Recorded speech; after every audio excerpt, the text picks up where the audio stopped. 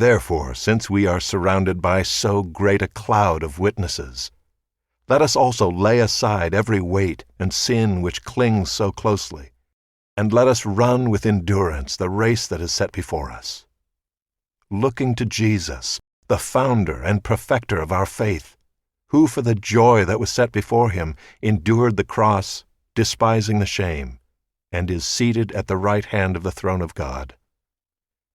Consider him who endured from sinners such hostility against himself, so that you may not grow weary or faint-hearted. In your struggle against sin, you have not yet resisted to the point of shedding your blood. And have you forgotten the exhortation that addresses you as sons? My son, do not regard lightly the discipline of the Lord, nor be weary when reproved by him. For the Lord disciplines the one he loves, and chastises every son whom he receives. It is for discipline that you have to endure. God is treating you as sons. For what son is there whom his father does not discipline? If you are left without discipline in which all have participated, then you are illegitimate children and not sons. Besides this, we have had earthly fathers who disciplined us, and we respected them. Shall we not much more be subject to the Father of spirits and live? For they disciplined us for a short time, as it seemed best to them. But he disciplines us for our good, that we may share his holiness.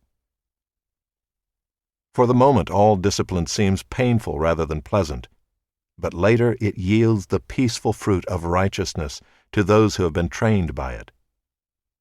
Therefore lift your drooping hands and strengthen your weak knees, and make straight paths for your feet, so that what is lame may not be put out of joint, but rather be healed. Strive for peace with everyone, and for the holiness without which no one will see the Lord. See to it that no one fails to obtain the grace of God, that no root of bitterness springs up and causes trouble, and by it many become defiled, that no one is sexually immoral or unholy like Esau, who sold his birthright for a single meal.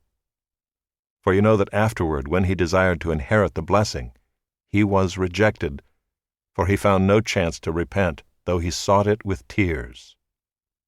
For you have not come to what may be touched, a blazing fire and darkness and gloom and a tempest and the sound of a trumpet and a voice whose words made the hearers beg that no further messages be spoken to them.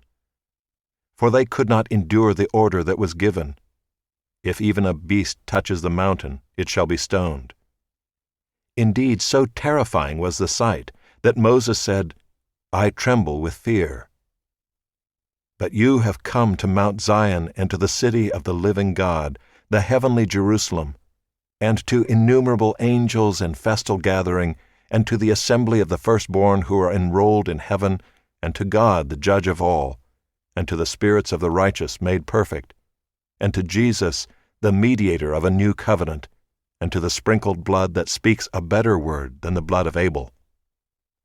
See that you do not refuse him who is speaking. For if they did not escape when they refused him who warned them on earth, much less will we escape if we reject him who warns from heaven.